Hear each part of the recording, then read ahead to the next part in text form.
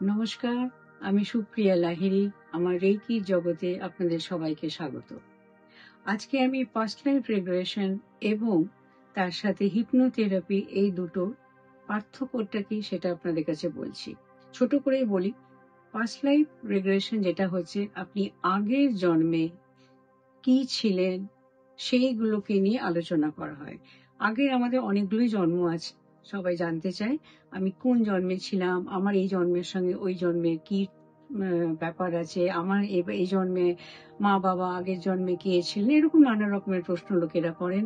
এবং এই জন্মে যদি কারোর কোনো প্রবলেম ফেস করছে, যাতে কিছুতেই সেই প্রবলেম সলভ হচ্ছে না, তখন তাদের মনে হয় এটা আমার আগের জন্মের সঙ্গে কোনো রকম ব্যাপার নেই, তো দেখি তো। তখন সেই জন্ম নিয়ে গিয়ে কিছুটা দেখানো হয় যে হ্যাঁ, যদি ওই জন্মের সঙ্গে এই জন্মের কোনো সামঞ্জস্য আছে কিনা। সেগুলো কিন্তু অনেকে খুব ভালোভাবে দেখতে পায় এবং দেখে সত্যি খুশিও হয়ে যান। এবং এই জন্মে বসে যদি কোনো সেটাতে প্রবলেম ভাবতে থাকে, সেটা তখন ওদের মনে হয় না, এটা এই জন্মের প্রবলেমটা কিছু নয়, ওটা আগের জন্মটাই চলছিল বলে ওটাকে আমি সেইভাবে দেখছি। এরকম নানা রকম ব্যাপার থাকে আগের জন্মে দেখানো নিয়ে। হিপনোথেরাপিটা কিন্তু সেটা নয়। পাস্ট লাইফে যেরকম আগের জন্মতে নিয়ে গিয়ে দেখানো হচ্ছে, হিপনোথেরাপিতে হচ্ছে থেরাপি।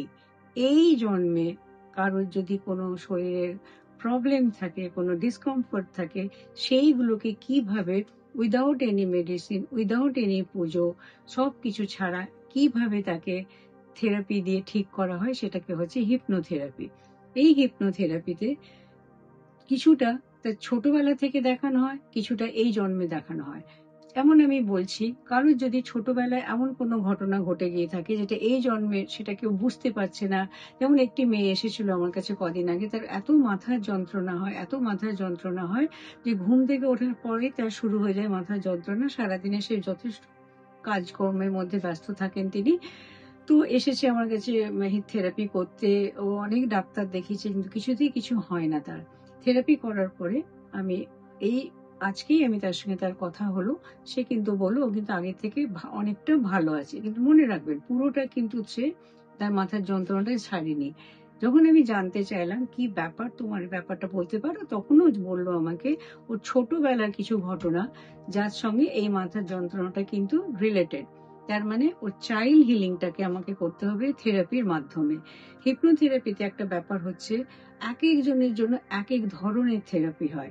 এটা এই নয় যে একই রকম, যেমন রেকি শেখাচ্ছি তো একই ধরনের রেকি শেখাচ্ছি, সব স্টুডেন্টকে একই শেখাবো। হিপনোথেরাপিতে ব্যাপারটা আলাদা। যে ব্যক্তি আসবেন আমার কাছে তার সম্বন্ধে আমাকে জানতে হয়, তার কি প্রবলেম আমাকে জানতে হয়, ছোটবেলা থেকে শুরু করে এই পর্যন্ত তার কি কি ধরনের ভেতরে চিন্তা থাকে, সবকিছু তার কাছ থেকে জেনে নেওয়ার পরে এবার আমাকে জিনিসটাকে সাজাতে হবে, ওনাকে আমি কি থেরাপি দেব।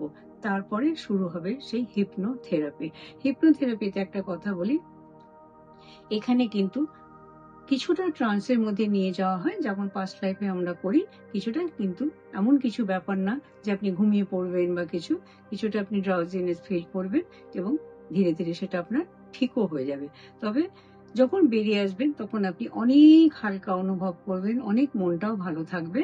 তবে একটা জিনিস, অনেকের দেখা যাচ্ছে একটা থেরাপিতেই কাজ হয়ে যাচ্ছে, কয়েকজনকে কয়েকটা সেশনও নিতে হচ্ছে। সেটা মানে পার্সন টু পার্সন সেটা ভ্যারি করছে, কার কতটা ডিপে প্রবলেমটা আছে।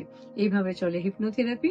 যদি আপনাদের কোনো মনে হয় কোনো রকম ধরনের প্রশ্ন থাকে, আমার তো নিচে ফোন নম্বর দেওয়া আছে, আপনারা আমাকে ফোন করতে পারেন বা হোয়াটসঅ্যাপে মেসেজ করতে পারেন। ভালো থাকুন সবাই। Thank you.